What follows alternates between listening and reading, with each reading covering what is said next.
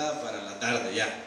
Al final, es que había unos metales, unos hierros de la pared que estaban vistos, la estructura estaba vista, y el problema es que el vecino empotró unos rótulos en nuestra pared, y el rótulo lo puso a una altura que yo le dije que no lo pusiera, y lo extendió donde le dije que no lo hiciera, y lo extendió a tan solo 75 centímetros de los cables de alta tensión.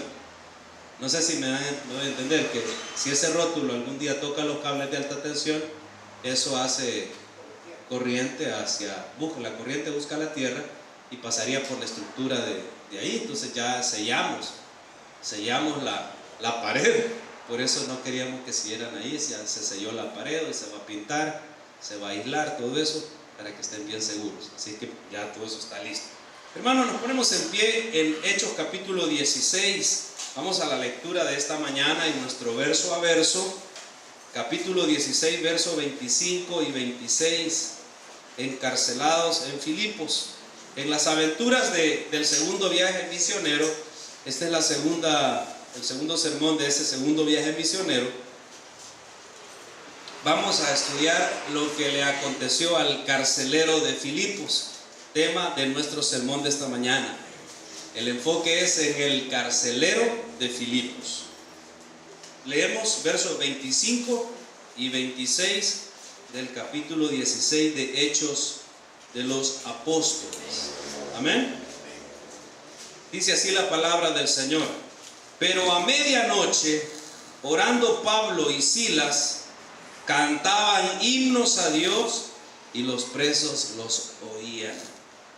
Entonces sobrevino de repente un gran terremoto, de tal manera que los cimientos de la cárcel se sacudían, y al instante se abrieron todas las puertas y las cadenas de todos se soltaron. Señor, gracias por esta palabra.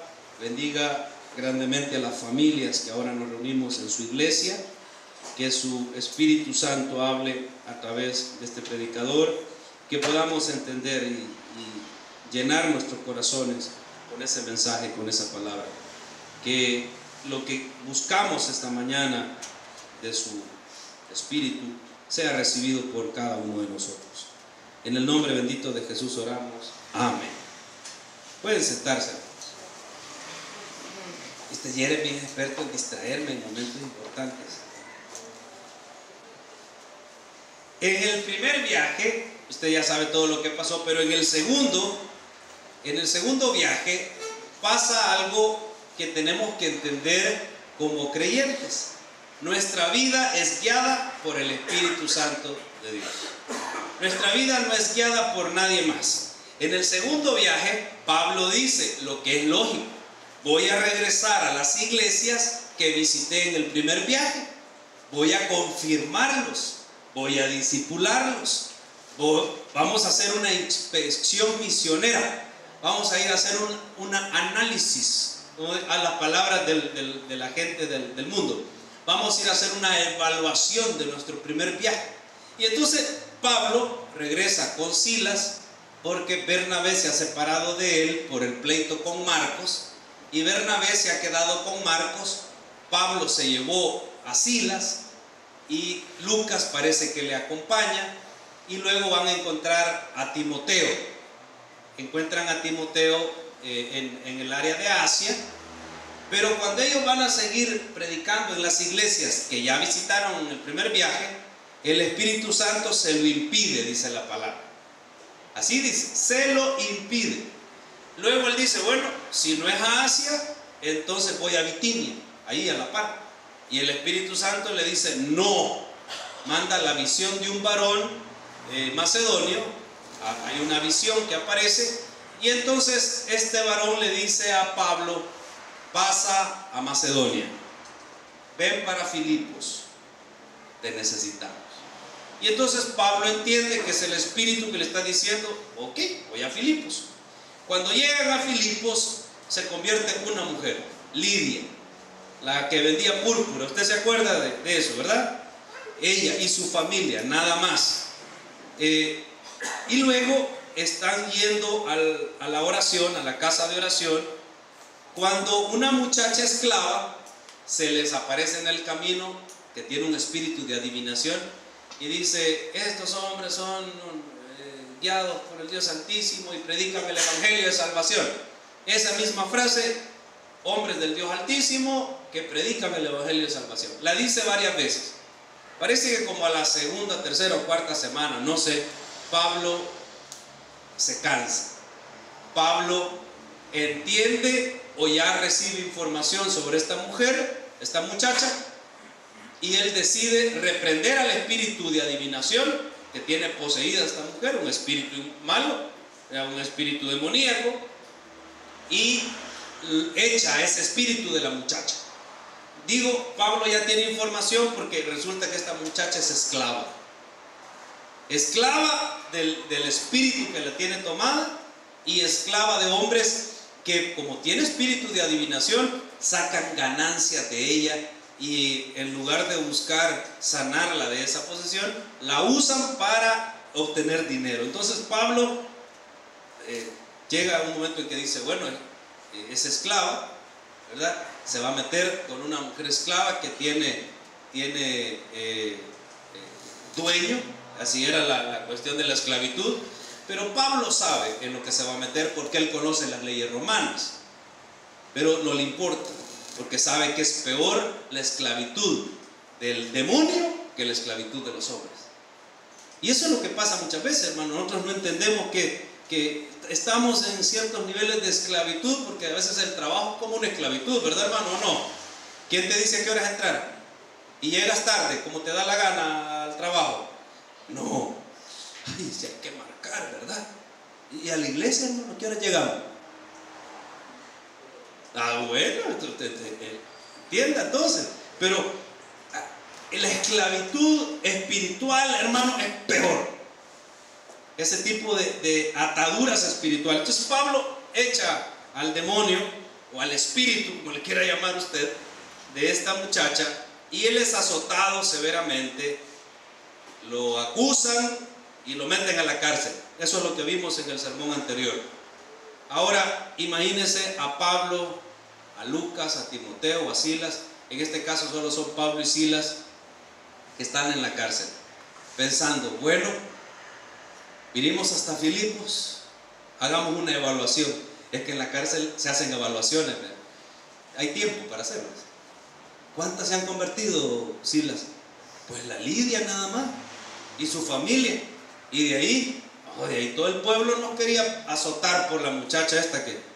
Y alguien se siente agradado aquí en Filipos por la buena obra que hicimos con esta mujer, con esta pobre jovencita que estaba poseída de un espíritu de adivinación. Pues mira, Pablo, todo Filipos está en contra de nosotros. ¿Por qué? Pues esta les decía las cosas que la gente quería oír. Todos venían a preguntarle el número de la lotería a ella. Pues todos venían a preguntarle: muchacha con espíritu de adivinación, mi marido, ¿por dónde anda? Como antes no había celulares, ¿verdad? En lugar de no podían llamarle para ubicar al esposo, entonces iban donde la muchacha y hacía las funciones de un celular de ubicación con GPS. Entonces hoy ya no está la muchacha con espíritu de adivinación. El pueblo de Filipos está indignado. ¿Cómo pudieron hacernos esto? La única que está agradecida, ¿quién es, hermano? Es la muchacha, la jovencita que tenía ese espíritu, que era usada por sus amos y que era una fuente de ganancias. Probablemente la van a desechar, le van a dar carta de libertad, así no nos servís para nada, pero no importa, es la única que quizás está agradecida.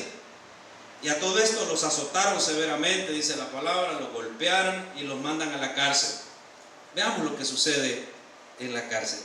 O cuando viene la tribulación, cuando vienen los problemas, veamos la actitud de Pablo y Silas y cuál debería ser nuestra actitud también en esos problemas. Verso 25. Pero a medianoche, ya los habían metido al calabozo. Eso es, en la cárcel están las celdas y está el hoyo, ¿ya? El hoyo o el calabozo, que es la parte más segura y más profunda de una prisión. Entonces ellos estaban en el hoyo, en el calabozo. Y a medianoche, ¿a qué horas, hermano? Ay, hermano, cuando viene la tribulación, te agarra de dormir o te pones a orar a cualquier hora. Hay gente que le agarra feo. En lugar de ponerse en acción, se ponen totalmente en derrota. 12 de la noche, dormidos. 10 de la mañana, 1 de la tarde, 5 de la tarde. A las 7 no están dormidos.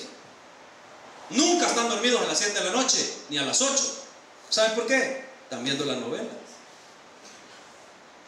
Están instruyéndose para salir de la tribulación en la novela.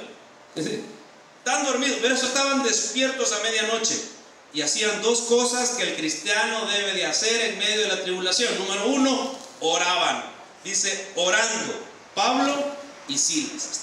¿Qué estaban haciendo, hermano? ¿De qué estaban haciendo? Hablando con quién. Con quien verdaderamente importa, con Dios. Y además dice, cantaban himnos a Dios, alabanzas. Hermano, ¿estás en tribulación? Vicente Fernández. ¿Estás enamorado? ¿Verdad?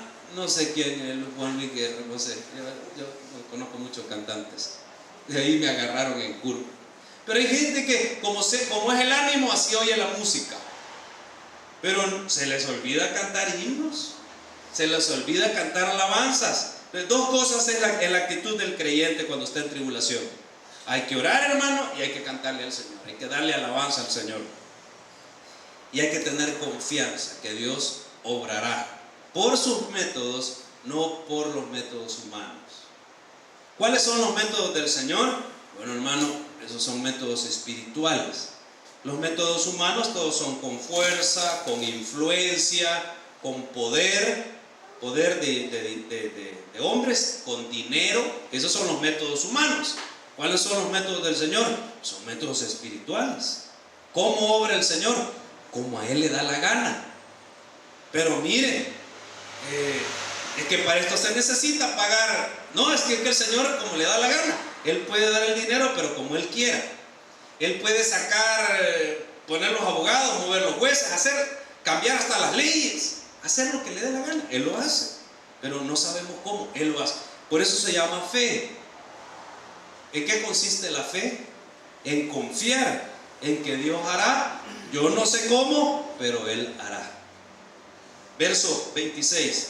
Entonces sobrevino de repente un gran terremoto. ¿Cómo obró Dios, hermano? Vean. En otra ocasión mandó un ángel. En otra ocasión con Pedro mandó un ángel que dijo, y se soltaron los grilletes y les puso la capa de invisibilidad, no sé si se acuerdan, y salieron de la cárcel y traspasaron las puertas, llegaron al otro lado. Dígame, ¿cómo es eso posible? Le digo, ¿cómo nos explicamos los métodos del Señor? Y entonces estaban fuera, Pedro llegó, tocó la puerta y aquella muchacha que llegó, es Pedro, dijo, no le abrió y se regresó emocionada, no sé si se acuerda. ¿Cuál es el método que el Señor ocupa acá? Un terremoto.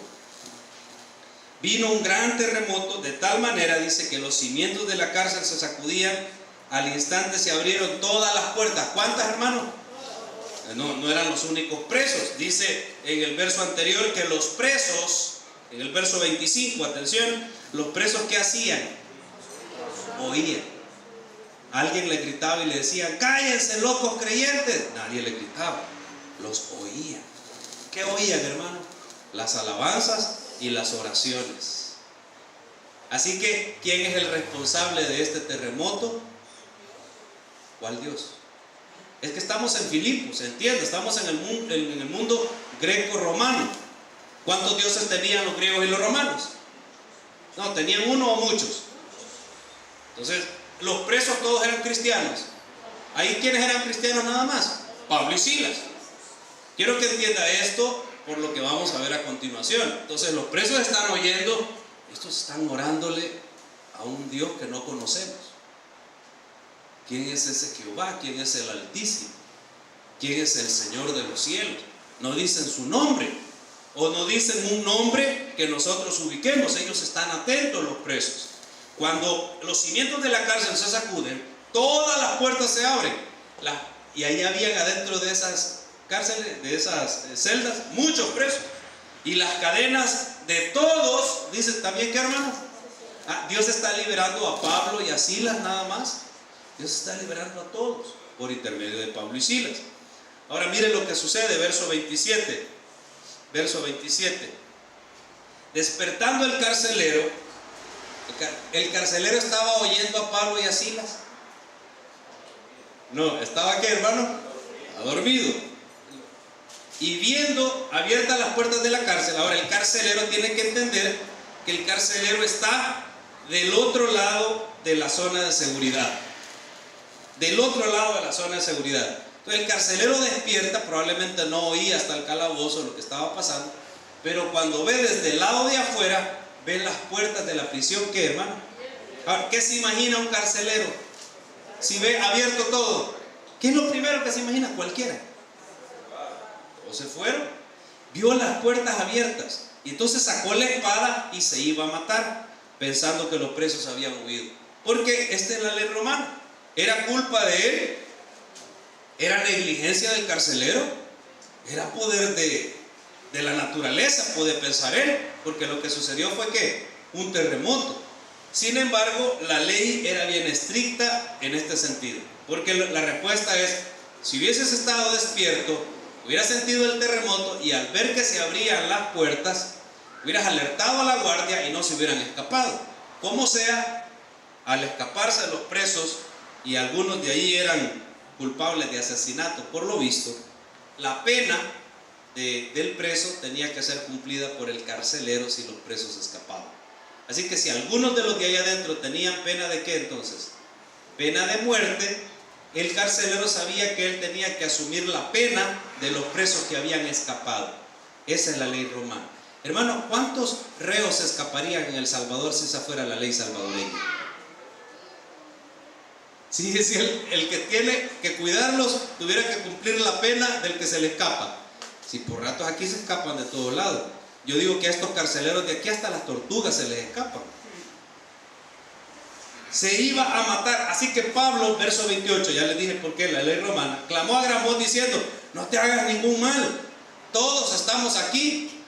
Hermano, ¿a dónde estaba Pablo? Estaba en el calabozo, le dije, en el hoyo, en la parte más profunda de la cárcel. Ahora Pablo está diciéndole al carcelero: todos estamos aquí. Yo leí en la Peshita, en la versión del arameo y en otras versiones, y dice: todos estamos juntos acá. ¿Qué significa eso, hermano? ¿Qué es lo que estaba haciendo Pablo y Silas en la cárcel? En lenguaje cristiano de hoy día, hermano, ¿qué? Estaba haciendo culto y vigilia. Es que ya eran después de las 12. Culto y vigilia. Hermano, ¿por qué los presos no escaparon? Hoy sí vamos y va a entender la explicación anterior. ¿Por qué todos esos presos? Ya les dije, si no eran buenas fichas los que habían ahí, aunque en la cárcel nadie ha hecho nada. ¿Y usted por qué vino? Se lo pasan de Dios. ¿Y usted? A ver, yo no entiendo. Me llamo José Martínez. Imagínense cuántos José Martínez hay. Homónimo ha de ser, homónimo. ¿Verdad? ¿Y usted?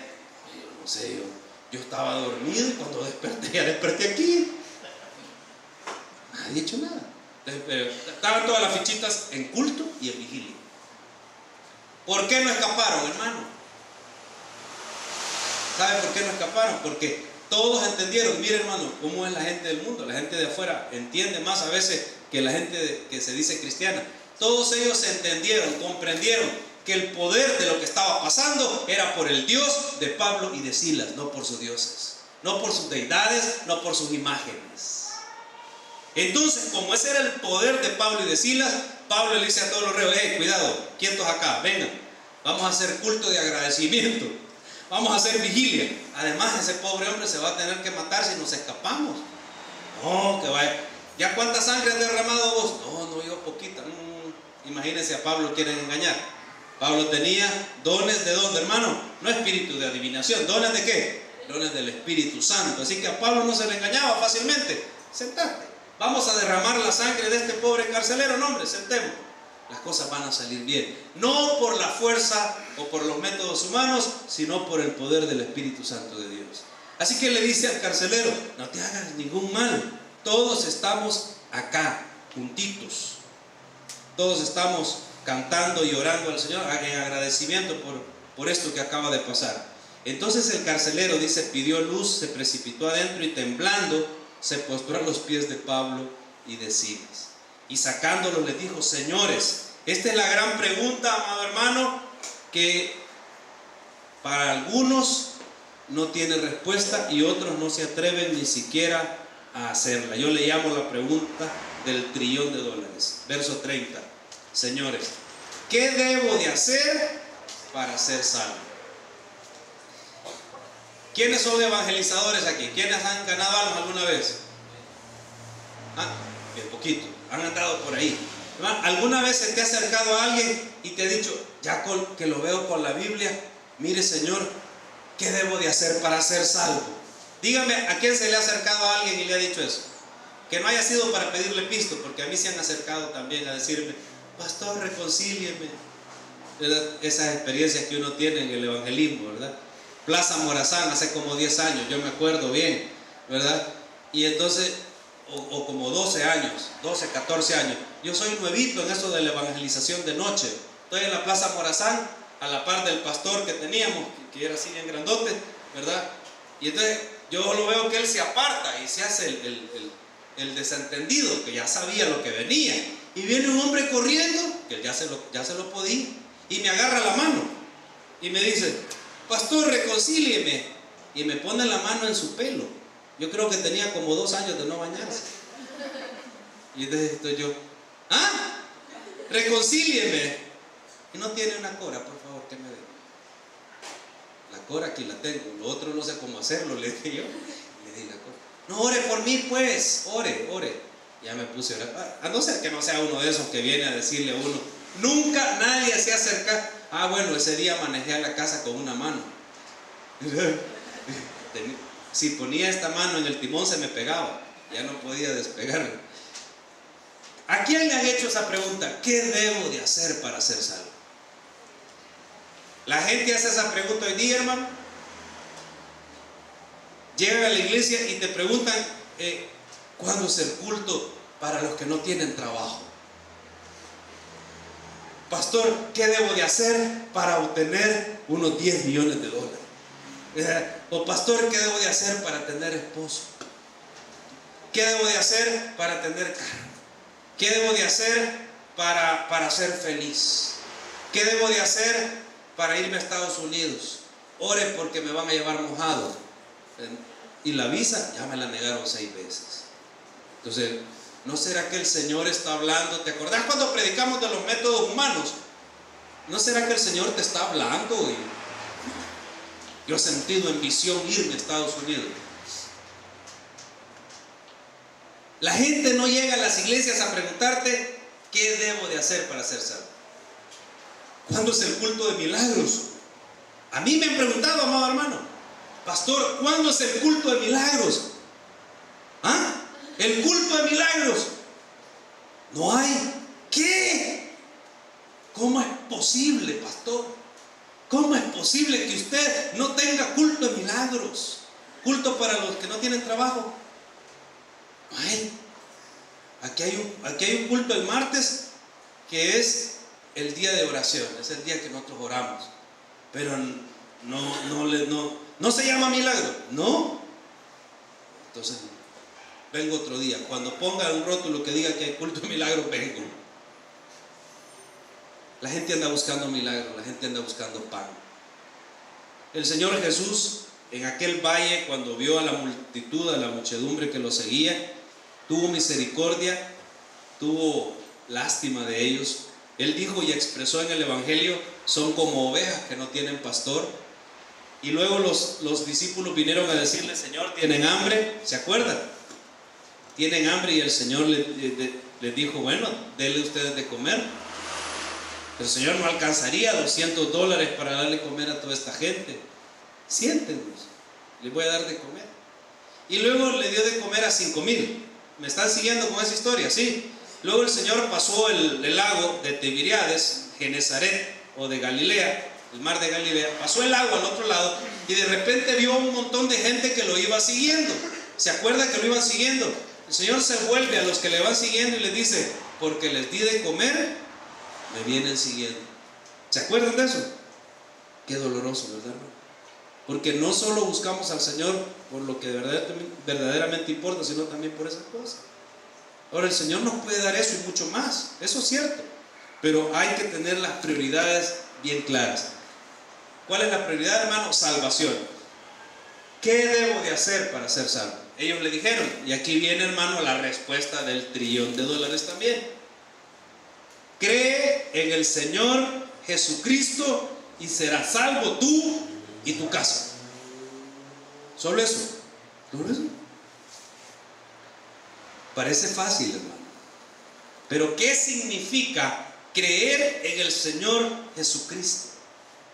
¿Qué significa creer en el Señor Jesucristo? Es que yo me convierto en un seguidor de Jesús. Ah, no, yo creo en Jesús, pero soy seguidor de cualquier otra cosa. No. Creer en el Señor Jesucristo es yo soy y declaro ser un seguidor de Jesús. Y a eso le llamaban cristianos. En Antioquía de Siria les llamaron cristianos en el primer siglo, como un apodo. Estos los que siguen a Cristo, los que creen en Cristo. ¿Cómo van a creer en un hombre que fue muerto en una cruz? ¿Cómo van a creer en uno que derramó toda su sangre ahí, todo sucio? Dicen que resucitó, pero nosotros no creemos en eso, porque creer en el Señor Jesucristo también es creer en que Él resucitó. Es una pregunta sencilla, con una respuesta sencilla, pero muy difícil para muchos.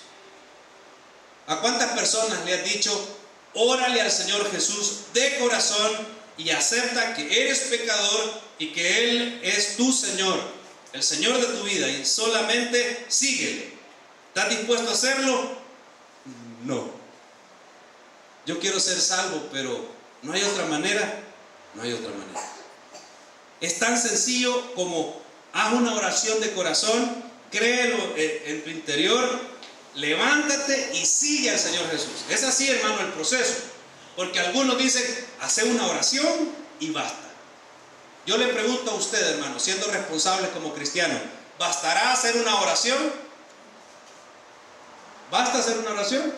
¿Qué significa entonces creer en el Señor Jesús? Yo oro al Señor Jesús, le pido perdón por mis pecados, me levanto y le sigo. Y seguirle, hermano, implica ser un discípulo del Señor. Bautizarme. Cuando yo a veces pregunto, ¿cuándo se convirtió usted? ¿O cuándo aceptó al Señor? Hace 3 años, hace 5. ¿Qué? ¿Quiénes son bautizados? Veo poquitas manos, porque en la Santa Cena hay pocos. Y algunos de los que no toman Santa Cena, ¿cuándo recibieron al Señor? Bueno, en el 2005, en el 2000, en el 2009, en el 2010, me pueden decir hasta el 2012. Ya pasó un año y usted no se ha bautizado.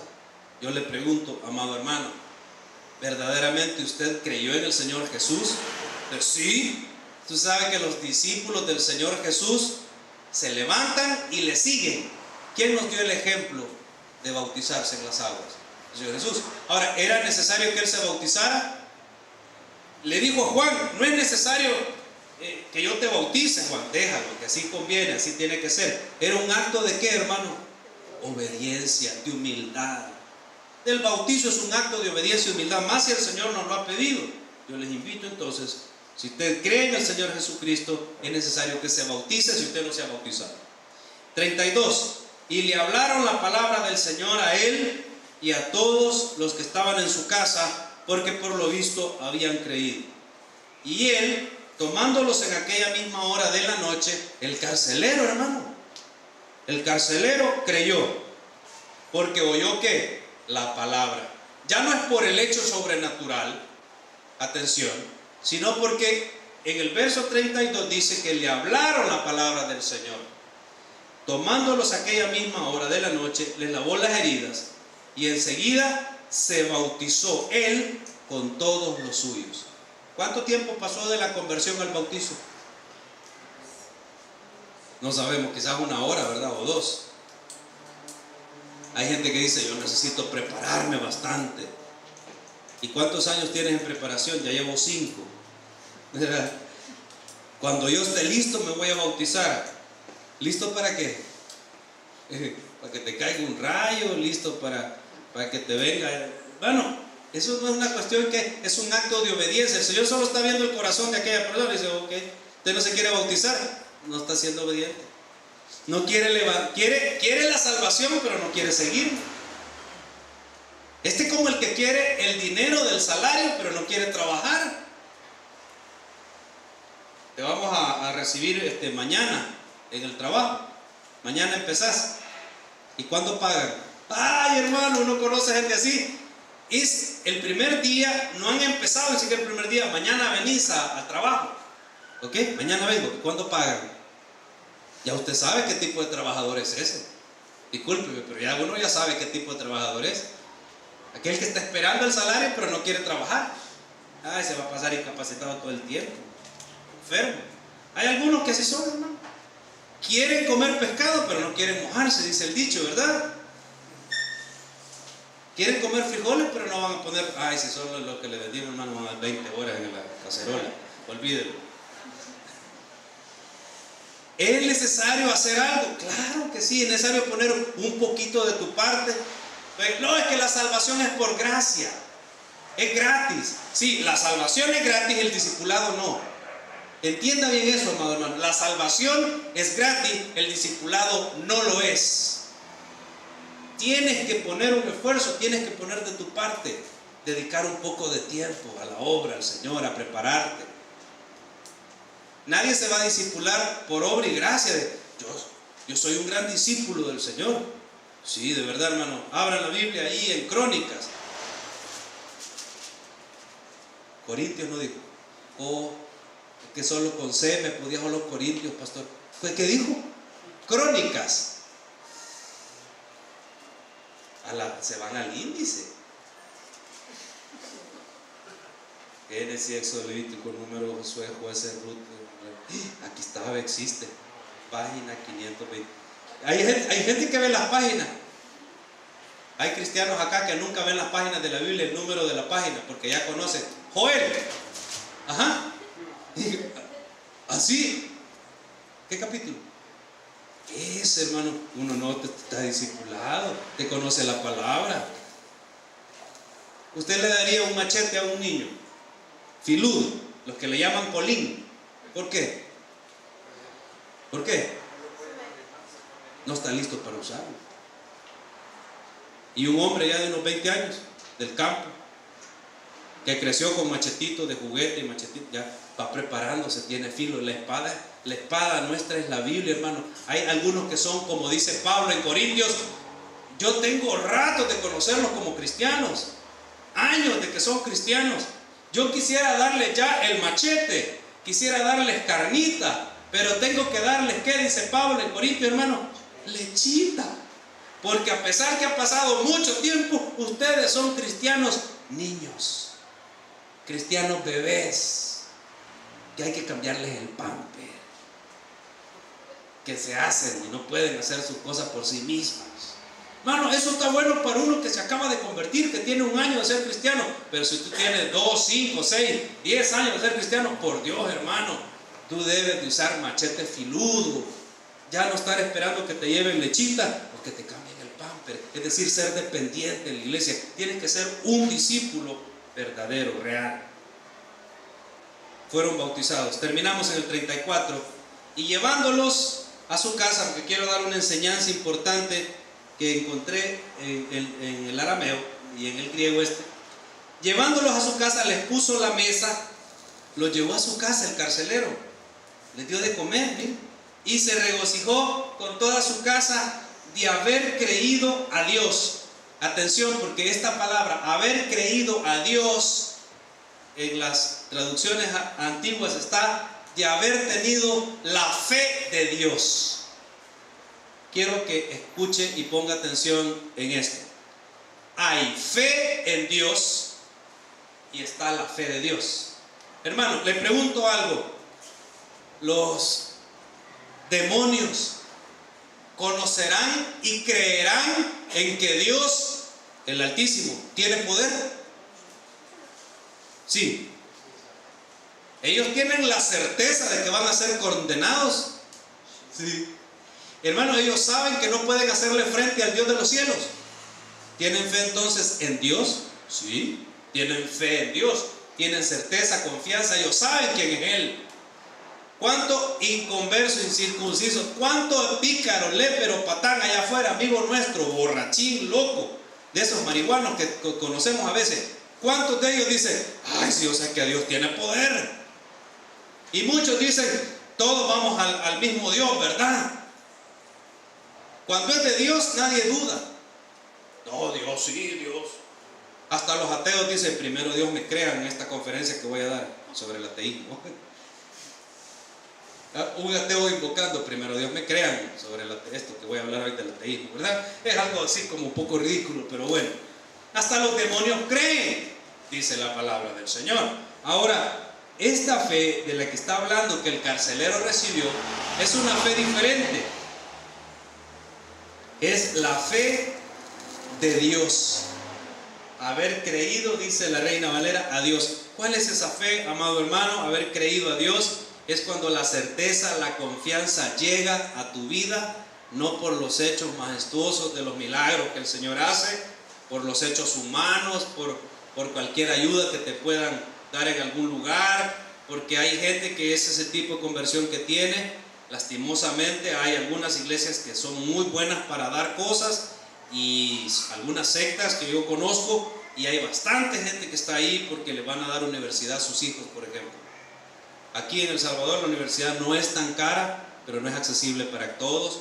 Pero hay lugares donde la universidad no es accesible para casi nadie, pero mandan a sus hijos a ciertas iglesias porque ahí les van a dar la universidad.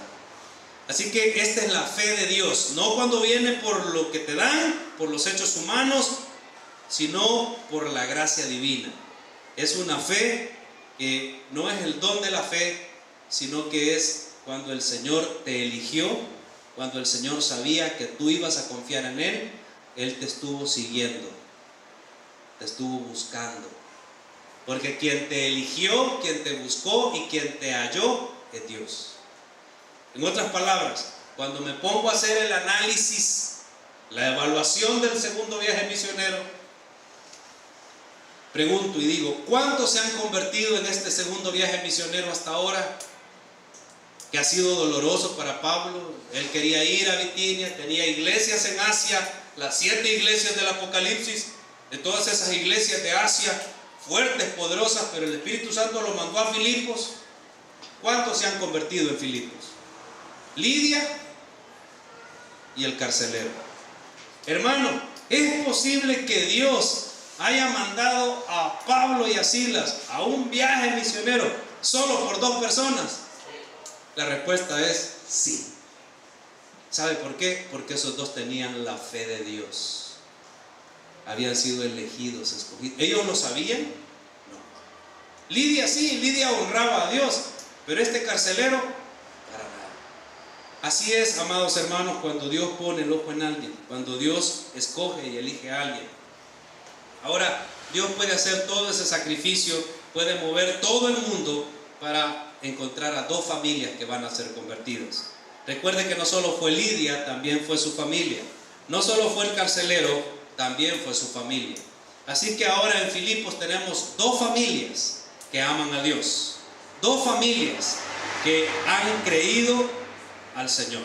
Y les quiero decir y les quiero recordar que la iglesia de Filipos fue la iglesia del gozo del Espíritu.